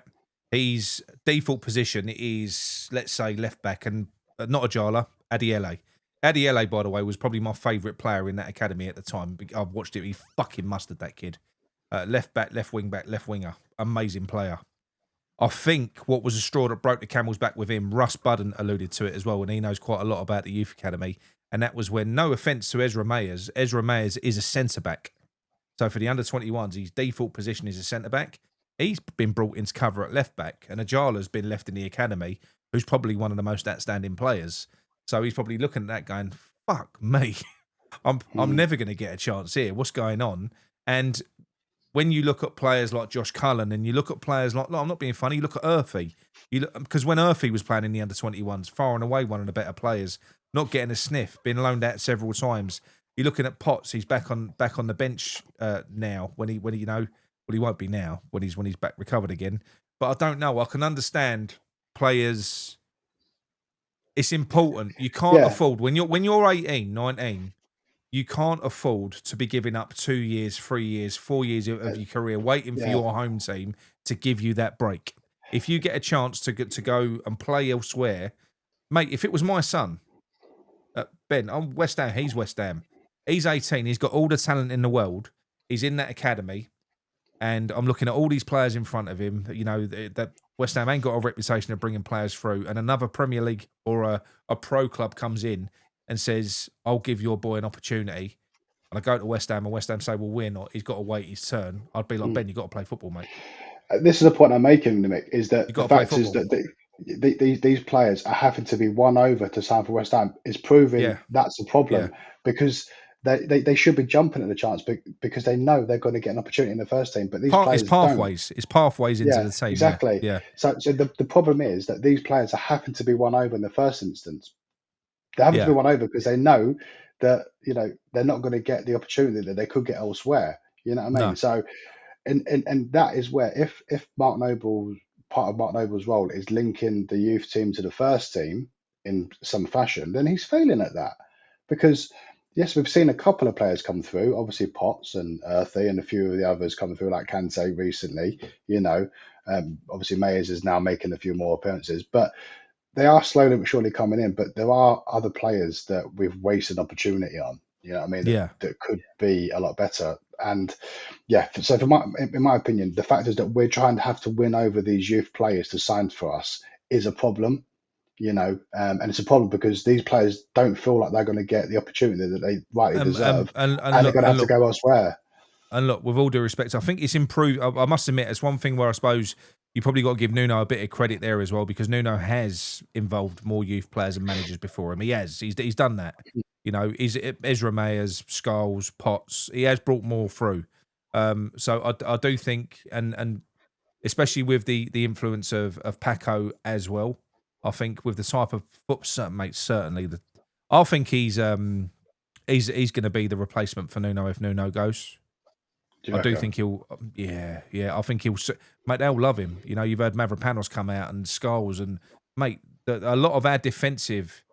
I know Dizazi's helps, but you've only got to listen to what the defenders have been saying about Paco, because he is a defender, although he's an attacking manager, and they've all been saying he's helped us no end. That he's really, really helped them. So I think he's definitely a bit of a character, put it that way. Yeah, he seems to be more about. I mean, he's probably more of a West Ham manager than what Nuno is by far. You know what I mean? So if he does stay, then we'll see how much of an influence Paco had while Nuno was here. Because we always think, oh, that must be a Paco sub, or that must be a Nuno sub, or look at Paco. He's, we know kind of, or we would like to think we know what decisions Paco is making, but I've heard, don't know how true it is, but I've heard that Paco is the one that's making the decision on Hermansen. Well, I've been so, well, look, if it is, it is, but it wouldn't surprise me because Paco is a footballing man, so he may have. And look, if it is, it is, whatever. But what I'm trying to say is, with Paco, what I love about him, and this is why I don't believe, even though there's history between Nuno and Paco, there is. I've been told previously that it was Hans Gruber that was integral in bringing and identifying him in, because when certain players left, certain big key players, I was told that there was meetings with Sullivan where they was told that Nuno was the worst coach they'd ever seen, and then all of a sudden Paco fucking turns up. I was told that he was identified, and if you look at the way that Paco's acting, Paco is fucking forceful, mate. I mean, the geezer is always shouting at Nuno. I feel sometimes you feel sorry for him. We've just scored a goal sometimes, and he's literally Nuno celebrating. You got Paco screaming and growling in his ear. So it's kind of. It does make you think now. What it feels like Paco's been given a mandate to do more than just be a coach. Yeah, he's not just number two, is he? You know what I mean? It's like obviously, Nuno's the head coach, but Paco's the number two. They've said listen to him. Yeah. Which is fine, if that's part of the upturn that we've had, and it's not just down to the likes of Pablo and Tati, then fair play, you know what I mean? Yeah. If we go down, I don't think Pablo and Tati are going to be with us anyway. At the end of the day, if they can make it work, because we know that Nuno is a defensive coach, so if you can bring together, because apparently Paco is insanely fucking attacking, he makes Ange look defensive. So if you can bring together some good aspects from Paco and some good aspects from Nuno, and somehow they can merge together and form, it might be good. It might, as long as Nuno, you don't know. It's got a good recipe to work, like say with Nuno being defensive and Paco being attacking, and it might work. And I would enjoy it, obviously, if it did work, on the basis that Nuno stops with these corrupt fucking deals. If he could do that, Yeah. then I'd be happy. Do you know what I mean? I would. Well, I think that, you know, because Sullivan only gives people one chance, don't you? I reckon, apparently with Moyes was told with Calvin Phillips, Sullivan didn't want him. Yeah. And Moyes pushed and pushed and pushed. And apparently Sullivan said, I'll sign him, but on your head be it. That's what he said to him. And I do think that once you do something with, because he thinks he's the fucking be all and end all, doesn't he? So, and he likes to spend his own money. So I think if somebody else spends his money, they've got to get it fucking bang on. He can make mistakes, but they've got to get it bang on. And I think that Traore one, that even though it was only a couple of million, that will be used as a stick by the board to beat Nuno with. They'll go, fuck off, mate. No way.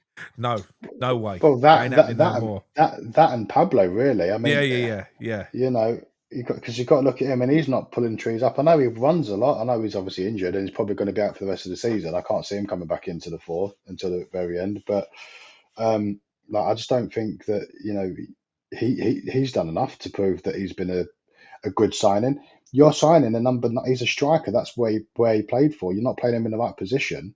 No.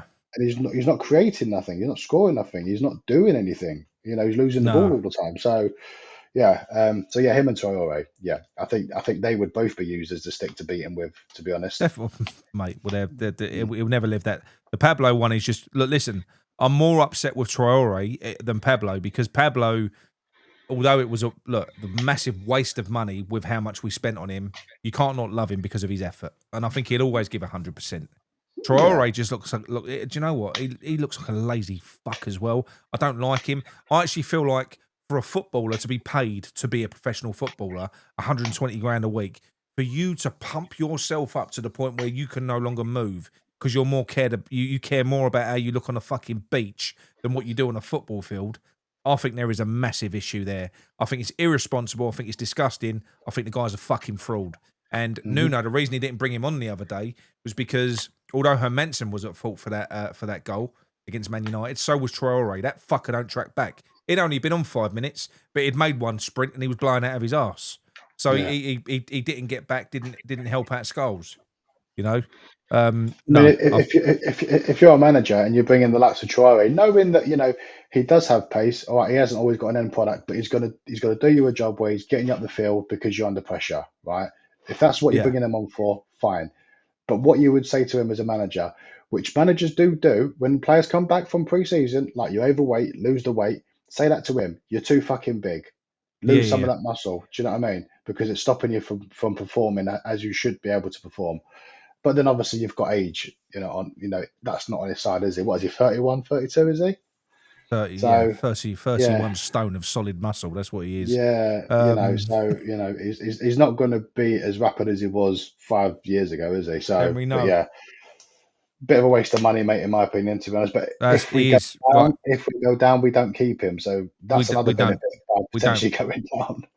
Right, Gary and Happy are making a decision, everyone, to skip, even though it was well worded, Gary, better than Paul Sullivan in the members section, which I definitely can't read out. I'm going to skip that one, talking about the stuff with the board and the allegations and everything else. I am going to skip them, all right? But what I will go on to is the one that Happy says, and she says, if you were able to ask Sullivan one question relating to the club and he could only give an honest answer, what one question would it be? Oh.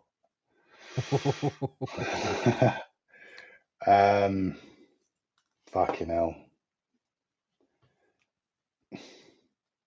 I mean, do you ask a question about the stadium? Can you hear me, Nick? Yeah. Sorry, mate. Yeah. Do you ask a question about the stadium, about that deal? Because there would have been something in there that would have only benefited him, you know. I I don't know. I mean, you've got to Uh, ask about these dodgy deals that he does with his preferable agents. I'd ask him how much money he made out of Upton Gardens after he sold the fucking stadium for 30 million, and then they built all them flats in it that he had nothing to do with. Nothing to do with. I'd ask him how much money he made out of that. I'd ask him how much money he makes out of deals for shit players for his preferential agents. Yeah, I mean, all you need to do is go on to Zoopla anyway, and you'll see how much they sold for, mate. So you'll Yeah. be able to work it That'd out be a from good there. one. But That'd be a good yeah, one. When yeah. you're signing a player, what matters more, the player or the agent that's bringing you the player? Yeah, exactly. Yeah, And that'd be a why? question. Yeah, And yeah. why? Yeah. Because Or that would uncover a lot of shit. Do you know what I mean? or the question what I would be is, why do you have Brady sticking around? What has she got on you? Yeah. That's a She's got question I'd ask as she's well. got his hard drive. She's got his hard drive. Yeah, That's what she's got. what has she got on you? Yeah. Because she's not fucking good at her job. You know what I mean? They're all trying to trip me up here. I almost read out the wrong one there, Amanda. I was about to read that one out. They've all got the M word in. Hang on. Not that M word, the other M word. Oh, right. Yeah, Yeah, I know. the PDF M word. Right. So Johnny, he says this is good, right? He says football is generally shit, and it isn't football anymore. VAR, boring tactics, money and revenue, player loyalties, corrupt agents, etc. is a general opinion I'm hearing more these days. With that in mind, along with the shit show we're in, do you think it's ever going to be possible to achieve and emulate anything remotely close to what we had at Upton Park? In the best case scenario, that BS fuck off and we get an owner that understands football and the club. Basically, can we patch up the disconnection that has happened with the fans over the years? What do you think could be done? And what clubs have you seen that you admire and think West Ham could do with some of that? Can I go first on that one? Of course you can. Yeah, yeah, yeah. I think we're gonna have the It same goes answer though, mate. it Go goes on. back to what I was saying earlier on. If you want to have a chance of rebuilding it, the perfect scenario is if we want to completely rebuild, because I think we're so toxic and so shit at the moment, and we've got so much bad going on. I do think the dream would be, if it worked, that is, we got relegated. Brady and Sullivan went. New owners come in. We get an attacking manager in the mould of, Paco or a Bielsa or someone like that. We bring all of our youth players through. It clicks. You get all of the West Ham fans that have walked away. Start seeing all them West Ham boys that have got fucking West Ham in their blood playing for their team again. It's working. We're playing fucking brilliant football the West Ham way, and we start winning. We're exciting. We come back up with these fucking kids. That is West Ham reborn in that stadium hmm for me. I think that's how you I, bring it back. I agree. I agree. And obviously, you got to take into account as well that a lot of the deadwood that we have, the players that are overpaid, they're not going to want to slog it out in a championship, so they're going to fuck off because ultimately they don't care about West Ham. They're not playing for the badge; they're playing for the No, pay packet. So that then removes some of the toxic, divide in the fan base of who plays, who's better, who's not. Because there's so many fans that are divided regarding players and setups and this, that, and the other. Ariola and Hermanson is one example to name a few. That yeah. removes all that because you're going to have a team full of youth players that are West Ham through and through. And who's going to argue with that? No West Ham fan is gonna be, they might get on their back a little bit if That they're having a bit of a Mate, shit time, but that's because they're I professional. think that is where you'll get the Mm, real core West Ham fans back, and exactly. you might Yeah. get some modern fans that are currently out there. Whenever we get a youth player playing at the moment, they're the ones that are on social media slagging off a Scholes when they have a bad game, Mm, or slagging off an Ezra Maz. Mate, proper West Ham fans don't do that. We I don't. don't know. Yeah, you're absolutely right. We we Absolutely. don't do. Mm, Not with our kids, we don't. And I just think that would be, if it worked as well. It has to work. So hmm there's a lot of ifs, buts and maybes there. But if there's one thing that could rebuild and regenerate and give us that kind of rebirth that we need, it's that cancer being cut out of the club at the top, because it kind of, a lot of that toxicity is coming from the top. Once that's gone, a manager in that plays the right football, kids in that will bring us back. That will bring the would. fans back, and there would be a good feel around it. And do you know what? If you had 30,000 proper ruckus, West Ham fans in that stadium, even if it was just around the bottom tiers, it would be fine. More than fine. It'd be 10 times better than what it is now. Put it that way, where everyone's diluted with fucking tourists. So what team then, mate, would you want West Ham to emulate? Probably Leeds. I like the way that Leeds have tried to do it. When they it's not with look at them now. I mean, they're still playing good blistering football. They haven't really changed that much from the times that they've come up with Bielsa. That's how they've kind of the way that the Leeds fans fell in love with Bielsa and fell in love with. He had a lot of players, Bielsa, in that team when he came in that was shit. The fans hated him. I was going, he's a donkey, he's crap, he's shit, get him out. Bielsa's come in, absolutely transformed them into fucking heroes. Absolutely made Calvin Phillips with the way that he was playing, and they was just literally front foot going. You can't not get behind that as a football fan. You can't not get behind it. So I think if that's what you do, if you ain't going to have the big stars, which we're not going to have in the Championship, then you've got to make stars. You've got to play. You've got to do it the hard way. You've got to play the right brand of football. I would prefer that. I would. I'm not saying I want us to get relegated because I don't. I'm caught between a rock and a hard place. I don't want to go down, but I do think that, and I think if we went down, it probably would be catastrophic because I don't think we'd be managed properly if we went down, and I think it would all go fucking wrong. But there is an opportunity there if we went down. There's an opportunity for a reset. When you look at the fucking youth team that we've got, and if it was managed correctly, you could literally everything that we've lost as a club, you could replenish really fucking quickly. Well, this is why my team that I would want to emulate, and it's nothing to do with the style of football. It's how it was managed, and that's Aston Villa. Yeah. I would love us to be. They've done well. They've done brilliant because they got relegated and they had a bit of a reset. They got rid of Deadwood. They removed certain people in the board, and then they was able to come back up and really realize their potential. And then they've got in Champions League. They've done things the right way. They had a Gerrard and they realized it wasn't working. It worked for a period of time, and it wasn't going to work long term. So they got rid. But they got rid at the right time where they was still an attractive proposition, someone attractive enough to be able to get in an Emery, and he's taken them to another level. And now they've got like players like Rodgers, who they signed for 15 million, it's now worth 80, 90 million now. Do you know what I mean? Because Moyes said he was no good. We was offered him for 12 million from Borough. The amount of players we've missed out on, just fucking ridiculous. But we're going to move on. So look, there are a few other questions, people, but we do have to close it down because I want to get this released tonight. But it's brilliant. Thank you, everyone, for all your questions. There's some brilliant ones there. I'm going to finish it off before the final one with, I can't find a question, but I know what it is anyway. Adam, I'm going to expand on Happy Hammeret's question of who would your Hammer of the Year be, and your runner-up. Who would it be this year? I mean, fucking hell. You could break it in. You could split it in two, kind of thing. Who for the first half of the season it might be one player. For the second half of the season, I don't think anyone. I think we can honestly write off the first part of the season because it was a non-event. And this is what makes it difficult. I mean.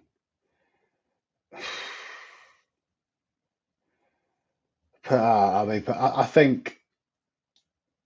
I don't know. I can't answer. I honestly don't know. I mean, my heart leans, and this is crazy because of where we are with him at the minute, but my heart leans more towards an Areola, and I say that because we have not gained enough points in the Premier League where we are right now. We haven't. That's the reason why we're in a relegation zone. However, if it wasn't for the likes of Areola, we would probably be relegated by now anyway. Would be gone already.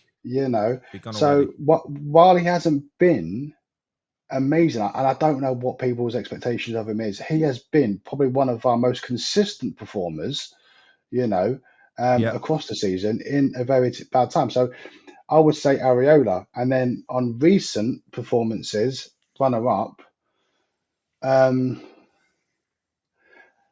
I'm going to say Mavropanos, I think. Well, I'm going to You go the know? reverse way round to you, right? So so mine is honestly Dinos Mavropanos, the opposite of Kilman. And look, this is no slight on Kilman. It's a different type of. Which said Kilman ain't got the mental fortitude. Fucking Mavropanos has got some testicular fortitude, man. That bloke was being booed coming on as a sub, right? Not Yeah. so long ago. He had the fans on his back. He's got every right to be a prick and hate West Ham fans because I fucking would. I don't think I've got like that. I'd be resentful. I'd be like, you cunts, who you booing? But he ain't. He's just got on with his job. And you know something? The performances that he is putting in there, he's turning into a amazing defender. He's growing in so much confidence. And you know something? That is everything for me. He's like a cult hero for me. I'm not saying he is at the moment for all West Ham fans, but to have a player that where everyone's been on his back, but for him to not turn, not sulk, not down tools, not feel sorry for himself, but just keep on fucking going and going away, and now eventually he's proven himself. That man is a fucking hero for me. A little bit like Colton Cole was. Colton Cole was a player that used to get moaned at all the time when he was first in the West Ham team. He was that striker that he'd like a turtle. He'd jump up for a ball and his head would go in between his shoulders. He used to drive everyone fucking mad. He did. But he just kept on running the whole. He kept on trying. And do you know something? He won everyone over. I'll go back to, we had boxer dogs when I was growing up. My mum, rest in peace, me mum. And we lost Buster. She loved him, absolutely loved him. He died quite young. And my dad went out and bought another dog. He bought another dog in Max and another boxer. But my mum couldn't take to him. She couldn't. And she weren't horrible to him, but she couldn't. She felt a little bit like it was like a betrayal. She didn't want another dog. She went over Buster. But Max just carried on. And I remember the day where she eventually broke with him. She cracked and she smiled. She gave him the biggest fucking cuddle, mate. And he earned her love. He did. He repaired her. Mavropanos is everything that West Ham fans should love about a footballer. Because he's done that. He has done it, He's come through adversity. He's fucking brilliant. I love him. And Areola's the same. Areola's been dumped by how many fucking managers? And he keeps on being, and you know what? He's come back in. He's finally got some form back, and they've dropped him again. Dropped him again. I know. And you're like, mate, fucking hell. But I think, Areola certainly for the first part of the season, and coming into this season, the second half of the season, I think he's been brilliant. Up until he was dropped, he has been brilliant. Yeah, he'll make mistakes, same as fucking Hermansen does. No, they're not. If a player's perfect, they ain't playing for West Ham. But what makes them perfect what makes them perfect is their West Hamness. And for me, Areola and Mavropanos in the reverse order. Mavropanos is the fucking legend with the Hammer of the Year. Would be the most beautiful thing, and he deserves it. Mavropanos deserves a Hammer of the fucking Year. He's a boxer dog, mate. He is. A boxer dog. No, do you know what I mean? No, he eventually he kept on trying, and he won her over. And mate, I love it. Honestly, I love him. I think he's brilliant, and he's been genuinely good, mate. We're not saying that. He's been fucking brilliant. He's been so good. Right, but we'll finish on one question that I put in the community section yesterday, and that was this one, which is a bastard question. It's thought-provoking, right? I didn't answer this on purpose. I know, and that is mentality and confidence is key in relegation battles. Now, I know that there are any number of possible outcomes for this weekend's fixtures, bearing in mind that we play on Saturday and those two play on Sunday. However, which of the following two scenarios would you pick if you had to pick it? We lose, but then we get a reprieve and Forest and Spurs lose on Sunday, and then I suppose we get a bit of a bump because they've bottled the opportunity they've had. Or we win and we're elated, but then Forest and Spurs win. And it cancels it out.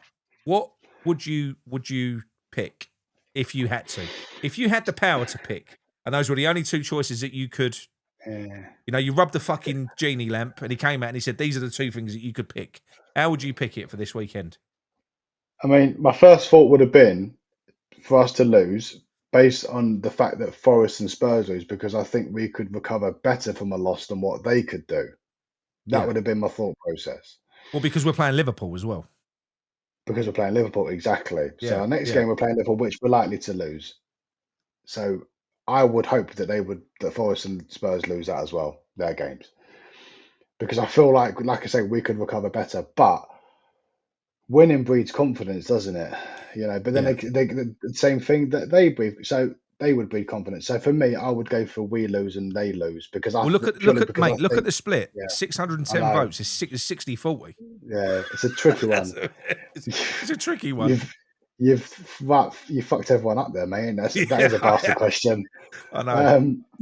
But now I honestly think we say lose purely because I think we could recover better from a defeat, you know, than Liverpool, than Forest and Spurs. That's what I would say. Yeah. I think we could lose and then we could quite easily recover and win or get something for the next game. Whereas Forest and Spurs have both proved that when they lose, they go on a losing run. Look at Spurs; they haven't won for God knows how long. So that would benefit us in the long run. I think I'm with you. That's how I was when I put this question up. The comments in response to this question, they've changed my mind. So I do believe that if we lost against Liverpool, we'd be crushed. And we'd be like, we'd be shitting ourselves. Because Forest and Spurs then have very winnable games. And then if they lost those games, we would be the ones that weekend that went, you wankers, you've had a fucking opportunity, you've let it go. They would be in pieces. We would be elated again, and then we would go again. We'd almost, like you said, expect us to lose against Liverpool. They would have missed out on a chance. I think it would affect us better in that scenario than it would affect them. We win, and then Forest and Spurs win. I still think we get a lift out of it now because going away and beating Liverpool is a statement. So it's a bigger statement than Forest and Spurs getting wins at Fulham and Brighton. You know, against Fulham and Brighton. Yeah. If we go away to Liverpool where we never win, and we beat them, and we keep up our momentum, and what's made me think about that is some bloke put a very very straightforward comment in the chat. He went, well, if we win, Forest and Spurs win, all we're doing is those teams that think they're out of the relegation battle, we're sucking them back in again. Yeah, it's true. That's a good point. Yeah. There's still 10 games to go, still 30 points to play for. Well, the thing is, before this Bournemouth game at the weekend, we had a discussion about it, didn't we, a week or so ago? And, you know, we was going through fixtures and basically we said that out of the remaining games, you know, after the Man U game, that we needed 6 wins. Six wins effectively is what would keep us up. We need 18 points, you know. And Bournemouth was a game that we was looking at as a potential 3 points. So we still need effectively what 6 wins are out of one game less, which I don't know if that's going to come. And I'm not going to be negative because we are still in a position where we can survive. And until it's mathematically impossible, I'm going to look at trying to believe that we will survive. But I don't like the fact that we have to, but I don't like the fact that we are relying on other people. I want us to win our games, and then whatever they do is irrelevant because we've done our bit. If we win every single game of the season, Nick, which is highly unlikely, but let's say miracles happen and we did, there's still no guarantee that we would stay up because the likelihood is that Nottingham Forest or Spurs could go on a miracle run and win every game of the season. If that was the case, we would still go down. Do you know what I mean? Do you know what? Because I'll get mocked for being bipolar, you know, and I do. But I don't know. I've been won over by the argument against Spurs now. Not Nottingham Forest. I'll stick to my guns on. I think Pereira's a good manager and those players suit him. And they're playing well anyway. They're just not scoring. They're going to click and fucking go. They're fine. I think Forest are fine, even though we're only 2 points away from them. Mate, Spurs. In the last 6 games, we've gained 9 points on Spurs. Yeah, we've gained 9 points on them, right? Well, and there is a video clip. It's a viral video clip of Igor Tudor on the sidelines in his first game. I know you're going to say he's directing operations, and Van der Ven's almost like looking at him, going, "Oh, fuck off, shut up, mate." And you look at that and you think, mate, it's that squad's fucked. That team's It fucked, is. mate. They're not up for this. They're not. And I'll tell you something, that I was so delighted when I saw that this geezer had been appointed, as because his record is terrible. But and this is what I was going to say to you as well. So we could win every single game and potentially still go down, right? We won't, Because though. we are behind, we are chasing. But Yeah. if you look at it, right, we're now 2 points behind Forest, but it was only a couple of weeks ago we were 7 points behind. So we I'm may getting not be. excited now, mate. I'm Well, going the other way again. This is the thing. well, I'm being sucked back in again, Adam. I am. I know what's going to happen. I'm going to get to Friday. I'm going to be a fucking idiot again, and I'm going to be all in, and I'm going to be, no, we're going to, I know what's going to happen. I can feel it happening. I know I've said we're down. I know we're done. I'm going to be sensible now. I can't be fucking sensible because this club just fucked me up. And I can feel myself going the other way again. Right. I can't help it. Right, Nick, we was 7 points behind Forest. We're now 2 points. We have not taken opportunities, but we have somewhere because we're closing that gap now. I know. It's happening, mate. I for some reason I've had a bit of an epiphany this past couple of days.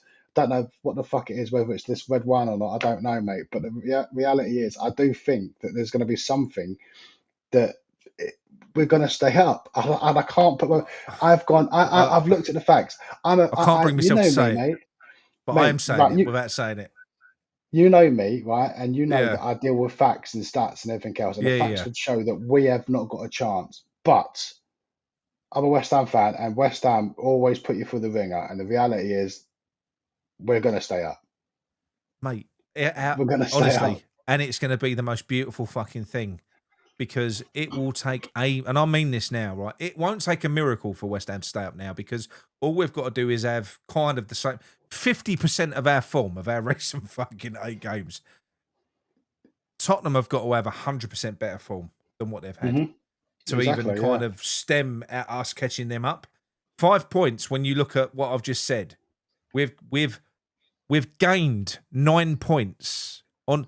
So Tottenham were 14 points clear of us 6 games ago. They were 14 points clear, and now they're 5. There's 11 games left. We've now got 4 games that you don't give us any chance in, but football is a funny old game. I watched Nottingham Forest and Liverpool. You can look at it one of 2 ways.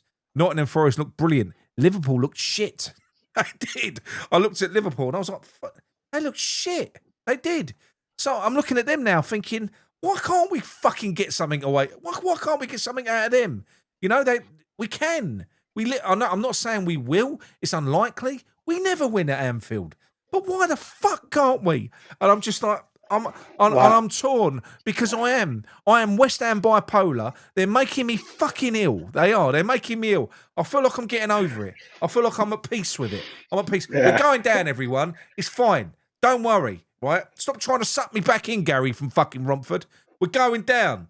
And then I look at it and I'm like, oh no. Yeah. I think we could do it. I'm looking at it thinking, I do actually think we could fucking stay up. And the weird thing is, it goes back to what I was saying earlier on, where probably the right thing for West Ham at the moment is to get relegated, is for the big reset. It is. But we like shiny things, Adam. We like being in the Premier League. We do. We don't want to disappear out of the Premier League. We don't, especially if what is thought to be happening is going to happen. We'll also be Brady and Sullivan fucking free as well. Yeah, so we'll be gone. I mean, yeah. But the thing is that, mate, right? I just hope we try. And people say, "Oh, we've shown fight and this, that, and the other." We have. In doses, we didn't show fight against Bournemouth. There wasn't enough to suggest that they wanted to win that game. But next week's another week. We forget about last week. The results have happened. Liverpool is an opportunity to surprise people, because the reality is we're not expected to get anything from it. No. That's when you go for it. Do you know what I mean? Absolutely. So if we can pull off a result, and I would happily walk away with a point, I really would, because that's 1 point closer potentially.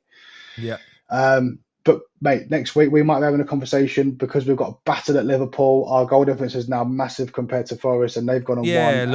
Look, 5. But it could be a different story. The reverse could happen. Obviously, disaster could happen. We could lose on Saturday, and then fucking those pair could go and win. It could happen. It could. And if you look at it, that is what is likely to happen. But if you look at the way the results have gone this season, mate, Premier League's fucked. Everyone's beating everyone. I would take a defeat. You can't call it. I would take a defeat to Liverpool. Yeah. Forest win, but Spurs lose. I would take that. That would fuck them even more. I think if Forest pulled out, if Forest pulled level with Tottenham, their arseholes would go. Because I will say, I think that if we was to win, so say we beat Liverpool, I don't think that would knock Forest that much. It wouldn't. No. I think they've got the testicular fortitude to carry on going. I think they'll carry on trying to play. They'll carry on trying to do what they're doing. Eventually, it will click. I don't think that Tottenham do have the testicular fortitude. In fact, we can see that they haven't got it. They've got mincy little bollocks, right? Mate, they could go down. They could. It'd be brilliant. It would be fucking brilliant. It would be the best. This could go from being the worst season ever to the funniest season ever. All we would need them, right? I would need Tottenham to get relegated and us to stay up, right? On the final day, with us getting a really... like a fucking goal that we shouldn't score, like a VAR fucking just really undeservedly staying up and them going down. And then Arsenal choking on the final day and Man City taking the title. That would be great. Yeah. Man City, Man City, that's Man City's title, mate. It would be Arsenal amazing. Arsenal ain't got It would be amazing. But the thing is, you mentioned Forest. I don't think Forest are even looking at West Ham anymore. I don't even think they've even bothered about West Ham and what they do. I think they're looking up the table now because I think that they know. I don't think we're looking at Forest. No, we're not. I don't think we are. But No. Because I think Nuno and I think if you're, I don't know, you know what you're talking about, you know what you're looking at, you'll see Forest are going to be fine. Yeah, exactly. You will be looking at Tottenham and going, fuck, they ain't fine. They're fucking, they're rattled to shit. Yeah. There's something wrong with them. Yeah, this is what I'm saying. I don't think they're going down, Adam. They're going down. I don't think Forest are bothered about what we do because they probably know that they're going to overtake Tottenham anyway. And the reality is we're going to overtake Tottenham. Imagine the memes with Kudus going, Tottenham's in my heart when he left us to go to Tottenham and he ends up getting relegated with him. I mean, I don't blame Kudus for leaving or whatever else. It would be funny as fuck, though. It would be so funny. It would and be just good. Imagine that stadium in the Championship, the biggest stadium in the Championship. Can you imagine it? It would, yeah. Oh, mate. Right, look, anyway, I think we're going to wrap this one up because we was only, mate, hour and 46 minutes. There was so many questions. We haven't even got through them all. Thank you, everyone that sent in your questions. I love that. We're going to try and make this a weekly thing because it's, like I said, I'm gonna go mental if I don't get the opportunity to talk to someone on screen. So Adam has kindly offered to join me and help me out. And I hope you enjoyed it. And we'll have more to talk about next week. Adam, cheers very much. Thanks very much, mate. Thanks for having me on, mate. Pleasure. I'm pissed. Right, see you later on. See you, guys. Bye-bye. On a school night and all. See you later.